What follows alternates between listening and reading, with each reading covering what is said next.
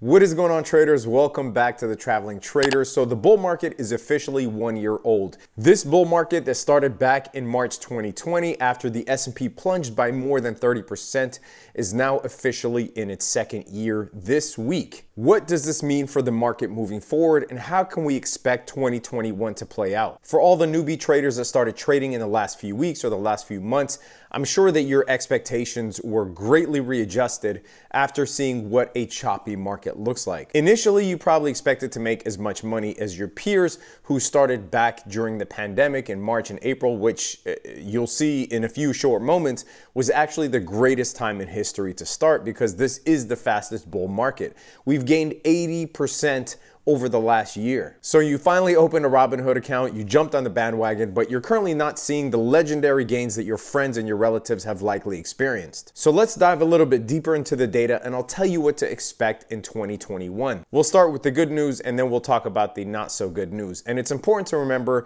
that not every bear market and bull market are created equal. This is a once in a generation type of pandemic, obviously, and the bounce back was also an anomaly. And before I forget, if you get anything out of this video, leave it a big fat thumbs up just like this.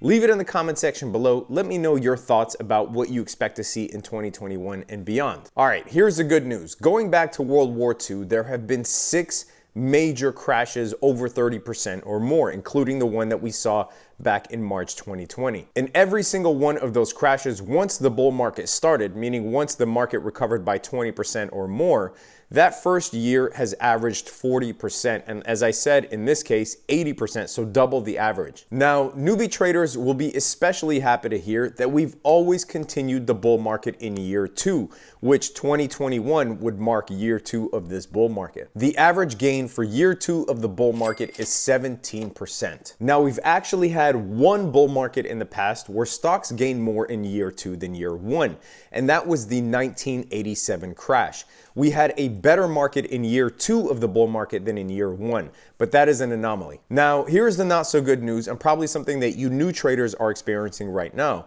is that in year 2, it tends to be choppy as hell. So obviously year 1, the bounce back from the bear market, there's a lot of enthusiasm. Money's coming in, people are getting their jobs back, the market is reopening or the economy is reopening, interest rates are low, new bills are being printed, money's flowing into the economy. So that first year tends to be a very violent bull rally. Now 80% is extraordinarily violent. But after all of that hyper growth, year 2 tends to be really choppy. So although we see an overall average gain of 17%, that 17% doesn't come easy. The average year 2 pullback amount is 10%. Now, we already saw this with the NASDAQ. The NASDAQ saw a 10% correction very recently, and we bought the dip. However, the S&P 500 and the Dow Jones still have not seen a 10% correction, and I do think it will come at some point, not only based off of previous numbers, but the factors that I see surrounding the market, and we'll get into those. And following this, I'll be giving you my conclusion and tell you how I'd be trading the market now. So factor number 1, rising bond yields. I did a video on rising bond yields, but all you need to know, when bond yields rise so quickly as we see here, it's because the market is fearful of inflation. And when the cost of borrowing money goes up and the valuation of the dollar goes down, that tends to hurt growth stocks such as big tech. Now, a little bit of good news with regards to the bond yields. The bond yields and the markets have not always been correlated, meaning the bond yields can rise and the market can still go up and vice versa. It's just the initial shock of how fast the bond yields rose, which indicates how fearful the market is of inflation. So here at the bottom is a correlation between the NASDAQ and between the bond yields, meaning that when it's positive, the NASDAQ and the bond yields are correlated, and when it's negative, they're decorrelated or decoupled.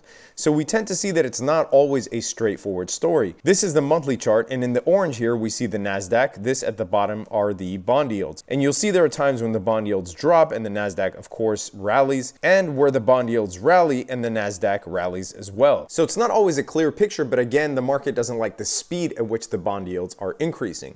That means that once they stabilize, which it looks like we're getting some interim stabilization here in March, then the markets can can absorb the reality of the bond yields having risen. Now, another factor that we'll talk about is the stimulus. Obviously, we had a new round of stimulus checks being mailed out, but we've only had $242 billion being dispersed so far, and there are still a large number of checks waiting to be dispersed that are likely going to hit the mailboxes this week. Couple that with another factor that we're tracking, which is the Easter rally. We tend to see a retail Easter rally for some reason in the markets every single year. The red line is the seasonal pattern going back for 34 years. Williams points out that if you bought Costco in the opening, the day before Easter, okay, before the Easter holiday, and then you held it for 2 days before selling it into the next profitable opening, you would have made money, get this, every year for the last 34 years. And the net profit was 43 points.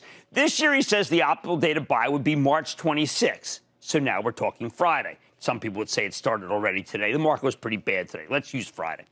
All right, now how about one that people have given up on this one. I can't believe it. Let's talk about Amazon. Here's another fabulous retailer that's pulled back hard over the last month because it's widely perceived as a COVID winner and therefore a pandemic, cure loser. All right, a group of Wall Streeters really decided to kick this to the curb. Amazon's been able to rebound off its lows for the past couple of weeks, including a nice run today. Williams thinks it could get more lift thanks to the Easter rally. Again, this one's been terrible. And a lot of people have given up on Amazon saying, look, once we have the great reopening, this is the last stock they want to own. Do you know in the last 23 years, since Amazon came public, what this trade has done? Listen to this. According to Williams, if you bought this one on the opening of the first trading day after Easter, then held the stock for 3 days before selling to the next profitable opening, you would have made money every year for the last 23 years. Every year. That is likely because it's the next logical wave of buying. People are getting their tax returns back. Obviously, they spent a lot of money during Christmas and the holidays, and now they're ready to hit the stores again, especially if you couple the tax returns with the additional stimulus. So we are likely to see record retail sales come this Easter. The next factor we'll talk about is the obvious one, the reopening after the pandemic. With the accelerated pace that Americans are getting vaccinated and relaxing of reopening guidelines in most states, we're also seeing a record number of bookings across travel sites, airlines, and hotels. The economy is itching to boom come spring, summer. Now, there are certain pockets of the world, like in Europe, that are experiencing re-lockdown status, but those don't seem to be as stringent as the original lockdowns, and I assume that as more people get vaccinated, those will tend to ease up pretty quickly. For some of those reasons, economists are predicting record GDP growth in the US. Now, obviously, this stirs up the inflation conversation again, and we see our boy Jay Powell having to come out and address this every week, but the reality is what we're talking about, in at least for 2021, is a reflation, not an inflation. See, inflation is expected to grow along a steady line here, barring any sort of anomalies like a pandemic, obviously. And when we do see market crashes due to a number of factors, whether financial or whether health-wise, then inflation starts falling below the trend. And what we see is a reflation, meaning a return back to that inflation trend. Now, the thing that scares most economists and financial analysts is that when that reflation starts crossing back into overinflation, meaning it crosses that steady trend line of inflation, and now we are seeing real overinflation. That is why I'm actually not hopeful for 2022. I believe the Fed will not be able to sit on their hands any longer. Obviously, they have to pay lip service to committing to not raising rates by 2023, but that doesn't mean that in 2022 they won't have to do something drastic. And I think that some of the Fed board members will actually vote to raise rates by 2022, and that could cause a shockwave in the market, and we could actually see a major correction or maybe even another bear market in 2022. So amidst all of that blah, blah, blah, blah, here's my conclusion and how I would trade this going forward. I expect the economy to see a record GDP growth in 2021, a full reopening by the end of 2021, and I expect the bull market to continue seeing some bumps, pullbacks, and potential corrections along the way. I expect to see an Easter rally where we will likely see a bump in some of the beaten down retail stocks like Walmart, Amazon, Target, etc. And I expect bond yields to go up, but not go up as fast as they've been going recently. Now, how to trade this going forward? Well, I think that in this climate, risky stocks like penny stocks are obviously taking a beating. Now, although I love sprinkling my portfolio with a few penny stock potential home run hitters, it doesn't mean that that is the bulk of my portfolio. On the contrary, it is a very small piece of my portfolio and will continue to be so. I think the long-term game seems so unsexy to people because they've seen their friends and their relatives make a ton of money between 2020 and 2021, and they want that opportunity by all means necessary. So they go all in on stocks like Naked or Sundial or whatever the YouTube crew is talking about. And again, although I've engaged in some of these plays myself, they are not the cornerstone of my portfolio and they shouldn't be yours in my view. Whether you should invest in growth stocks more or reopening stocks or value stocks, I think that that argument is overblown and time has shown that.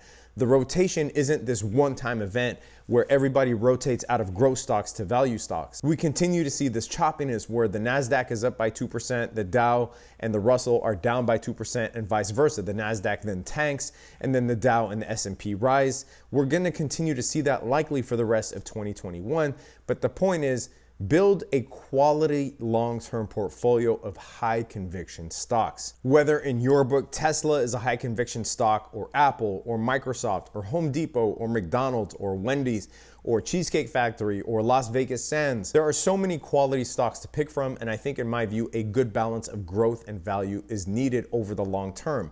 I don't think you have to pick one or the other, or rotate your entire portfolio at once, missing out on gains in the other sectors. Also, when buying dips, there's this joke that when you buy a dip, it keeps on dipping. That might be true in certain market conditions, but what I've seen is that people buy the dips too frequently. Meaning, take something like MP, for instance, Materials Corporation. If it dipped to $40, it doesn't mean that you load up again once it's 38 bucks and then load up again once it's 36 bucks.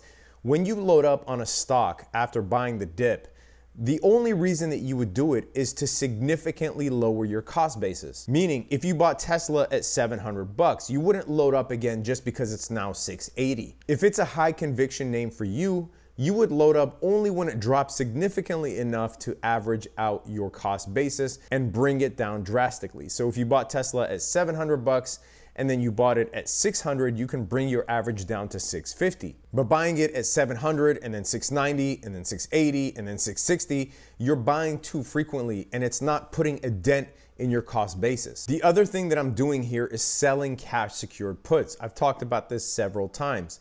But selling cash secured puts is really the best way to buy the dips on stocks that you want to own for the long term. Not enough people do it. And obviously selling a cash secured put on something like Tesla could be very expensive, because essentially what you're doing when you're selling a cash secured put is you're committing to buy 100 shares of that stock at the strike price at which you sell that put.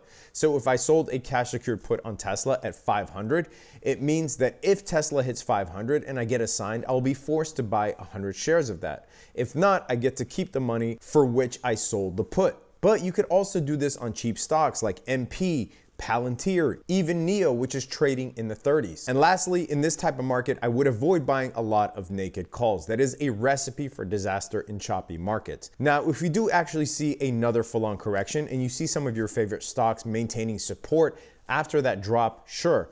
But in a choppy market, buying calls is really going to kill your portfolio. You could do something less risky like buying call vertical spreads instead. But in this case, I really would wait for a major correction before committing a large of money to calls. At this point, I would just accumulate stocks that I want to hold for the long term and buy meaningfully on the dips, meaning what I said earlier, you want to wait for significant price points that lower your cost basis drastically. And for the love of God, set stop limits on everything risky and make sure that your portfolio is not, 50% in Naked and 20% in Sundial and 20% in SOS and only 10% in Facebook, Tesla, Apple, etc. You have to trade according to the market conditions, and the market conditions right now do not favor risky stocks or pennies. That's just the way it is. Anyway, traders, that is it for this video. If you got anything valuable out of this video, please leave it a big fat thumbs up. Leave it in the comment section below. Let me know what you think for 2021 and beyond. Sign up if you want access to all of our trades. Link is in the description below. Subscribe to the channel, hit that notification bell. Stay safe out there, traders. Peace.